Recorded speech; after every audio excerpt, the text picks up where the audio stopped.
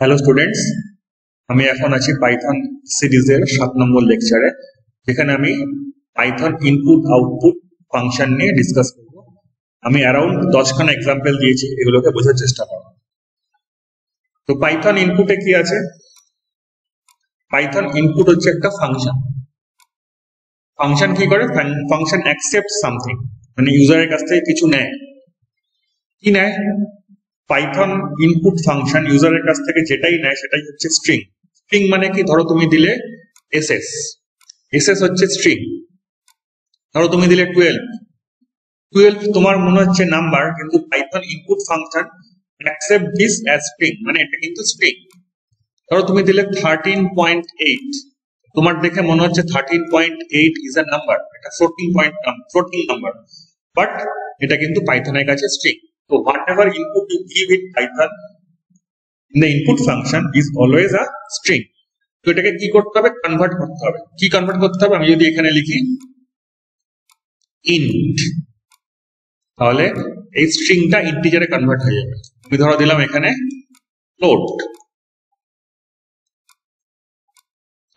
তাহলেও এই স্ট্রিংটা ফ্লোটে কনভার্সন হয়ে যাবে। আমি এই 3টে এক্সাম্পল দেখিয়েছি, যেগুলো আমি পরের স্লাইডে বোঝাবার চেষ্টা করছি। এখানে কি বলেছে? What is your name. তো আমি আমার নাম দিলাম শ্রীকান্ত। এই যে শ্রীকান্তটা আমি দিলাম, এটা কোথায় জমা হলো? এটা জমা হলো এই নেমের মধ্যে। তারপরে কি করছে? হ্যালো শ্রীকান্ত, তাই তো? এখানে বলছে ইন্টার আ ফার্স্ট নাম্বার, তুমি দিলে 12। ইন্টার আ সেকেন্ড নাম্বার, তুমি দিলে 13। কিন্তু যেহেতু আমি ইন্ট ইউজ করেছি, দেখতে পাচ্ছ int is example of type casting, মানে যে স্ট্রিং আছে এটাকে ফোর্সফুলি আমি ইন্টিজারে কনভার্ট করছি।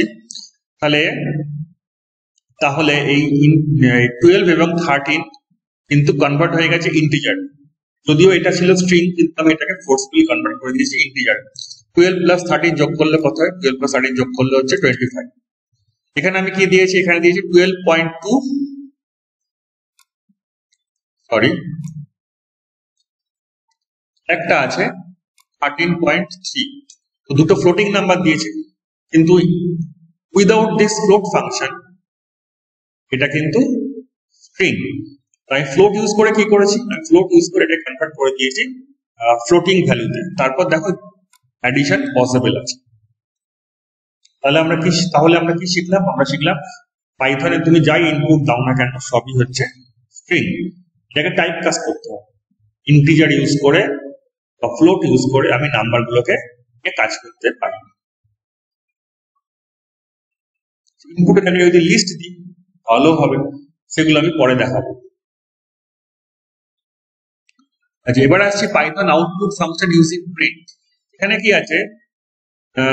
বাই ডিফল্ট তুমি যখনই প্রিন্ট ইউজ করবে সমস্ত আউটপুট কিন্তু নতুন লাইনে আসবে, এবং আউটপুটের মধ্যে কোনো রকম কোনো সেপারেটর থাকবে না। সেপারেটর মানে কি?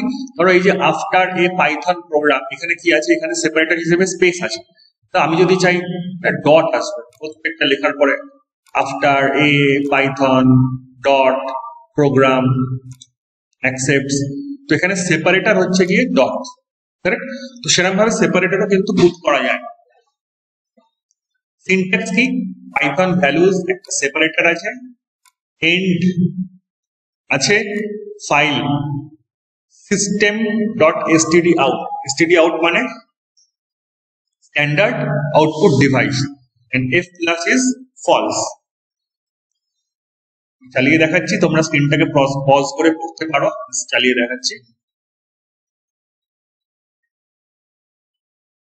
এখানে দেখো প্রিন্ট গুড মর্নিং আছে, কোনো সেপারেটর নেই, এবং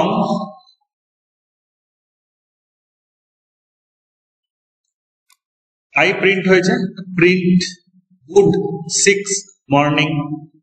এরপর আমি ইউজ করেছি সেপারেটর। সেপারেটর কি আছে? অ্যারো, তাই তো? দেখতে পাচ্ছ এখানে প্রত্যেকটা আউটপুটের যে ওয়ার্ড আছে, ওয়ার্ডের মাঝখানে সেপারেটর হিসেবে অ্যারো আছে। এখানে সেপারেটর হিসেবে কি আছে? সেপারেটর হিসেবে আছে স্ল্যাশ। তারপরে সেপারেটর হিসেবে কি আছে? ডট ডট ডট, তাই তো? তাহলে স্ক্রিনের মধ্যে সেটাই প্রিন্ট হচ্ছে। আমি যদি প্রিন্ট গুড মর্নিং বলি, দেখতে পাচ্ছ নতুন লাইন। প্রিন্ট হ্যালো স্টুডেন্টস, নতুন লাইনে প্রিন্ট হয়েছে। কিন্তু আমি যদি চাই গুড মর্নিং হ্যালো স্টুডেন্টস পাশাপাশি প্রিন্ট হবে, সাইড বাই সাইড। তাহলে আমাকে কিছু ইউজ করতে হবে, সেটা কি ইউজ করতে হবে?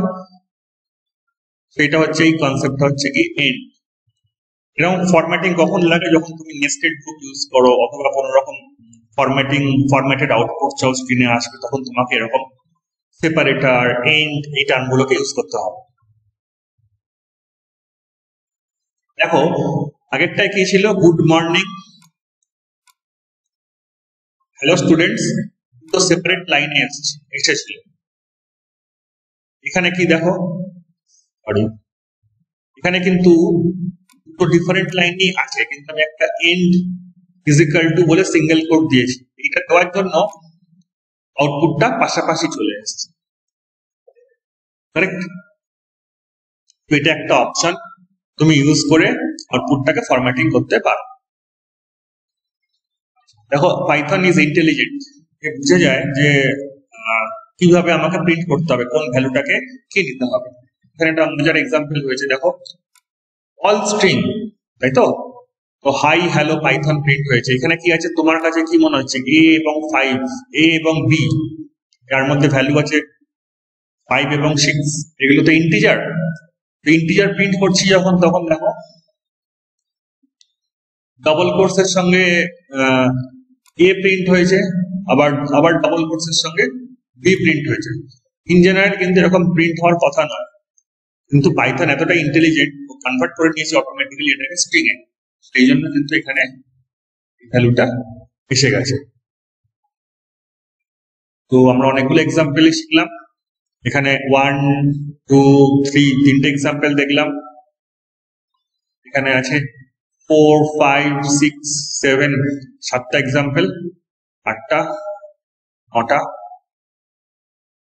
9টা এক্সাম্পল আমি দেখিয়েছি। এনিওয়ে, যদিও আমি মেনশন করেছিলাম 10টা এক্সাম্পল, বাট 9টা এক্সাম্পল আমি এখানে বুঝিয়েছি। Thank you students.